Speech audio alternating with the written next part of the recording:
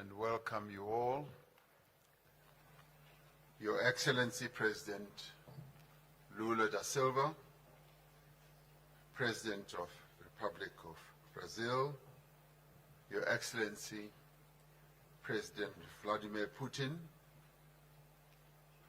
Your Excellency Prime Minister Narendra Modi, Your Excellency President Xi Jinping, Your Excellency Deputy President Paul Mashatile, Deputy President of the Republic of South Africa,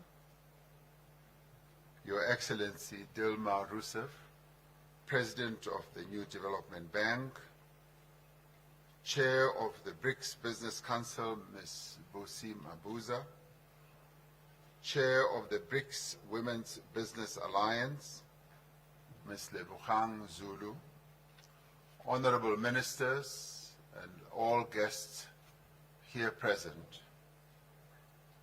members of the diplomatic corps who are here with us, I'd like to welcome you all to South Africa and to the 15th BRICS Summit. This is the open session of our summit, so it's a pleasure and a joy to have all of you here. The BRICS partnership straddles 4 continents and 5 countries that are home to almost 3.5 billion people who live on this planet. Over the past decades, the bloc has been a major driver of global growth, of global trade and investment as well. BRICS stands for solidarity and for progress. BRICS for inclusivity and for a more equitable order. BRICS also stands for sustainable development. We are an inclusive formation of developing and emerging economies that are seeking to work together to benefit from our rich histories, our rich cultures, and systems to advance the prosperity of the peoples of our countries. We do so because we know that poverty, inequality, and underdevelopment are the biggest challenges facing humanity. We are therefore determined that the BRICS partnership, which has been growing in importance and influence over the years, must be harnessed to drive an inclusive global economic recovery. Advancing the African agenda for us is a strategic priority as South Africa during its chairship of BRICS. It is for this reason that we have chosen as the theme for this year's summit, BRICS and Africa, a partnership for mutually accelerated growth, sustainability, and inclusive multilateralism. We welcome the ongoing engagement of BRICS countries with Africa in the spirit of partnership and mutual respect. We are pleased that all BRICS members, Brazil is re-engaging with the African continent in a meaningful way. Russia has always had really good and meaningful relations with African countries. China has chosen to assist and support Africa with its aspirations for development. And all of us, in the ways that we are involved and engaged, we want to be engaged with Africa. India continues to increase its engagement and its trade with Africa. So as the BRICS family, all of us as members we are deeply invested and deeply engaged with Africa.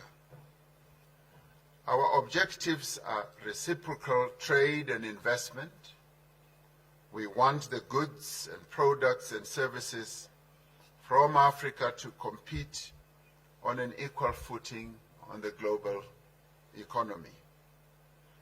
The African Continental Free Trade Area, once fully operational, will unlock the benefits of the continental market and generate mutually beneficial opportunities for both African and BRICS countries.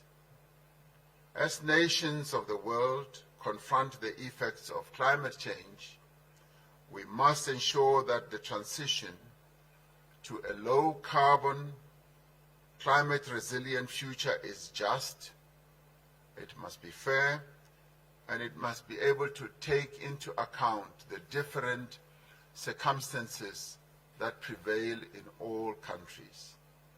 In line with this objective, BRICS nations need to advance the interests of the Global South and call for industrialized countries to honor their commitments to support climate actions by developing economic progress. The commitments of support that have been made that have not yet been lived up to need to be followed through. Peace and stability are preconditions for a better, more equitable world.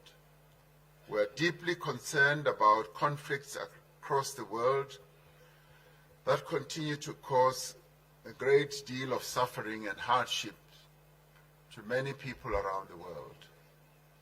As South Africa, our position remains that diplomacy, dialogue, negotiation, and adherence to the principles of the United Nations Charter are necessary for the peaceful and just resolution of conflicts.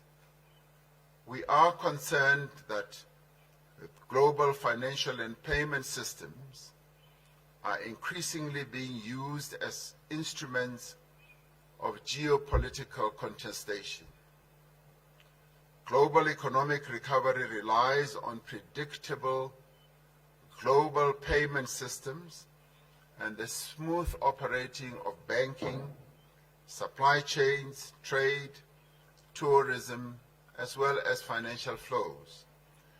We will continue discussions on practical measures to facilitate trade and investment flows through the increased use of local currencies.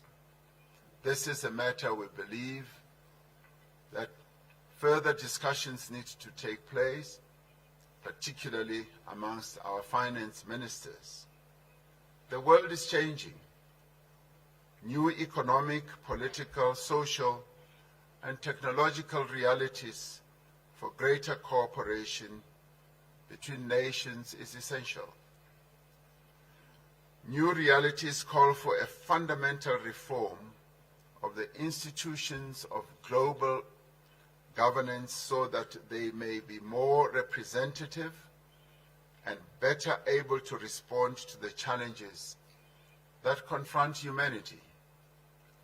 While many believe that we should advance the interests of all people, we believe that, yes, as we advance them, the interests of the Global South, that we as BRICS want to be ready to advance are essential, and in this regard we want to collaborate more, to cooperate more with all countries that aspire to create a more inclusive international order. We are confident that this 15th BRICS Summit will advance the cause of common prosperity and progress. We are confident that this 15th BRICS Summit will in the end enrich and inspire our work towards the achievement of a much more humane global community. This is what BRICS is all about. This is what BRICS is committed to achieving. It is a great honor for us as South Africa to have this opportunity to host this 15th BRICS Summit and to have in our presence the BRICS members as they are represented here. And with those words, I open this session and then call upon one of the young leaders of our country who is also going to have an opportunity to give the words of welcome, but also to give the hope that young people in the BRICS countries hope to communicate to all of us. I call upon Ms. Asanda Luwata to speak to us. She is the chairperson of the Board of Directors of the National Youth Development Agency that seeks to advance the interests of young people in South Africa. Ms. Ayanda.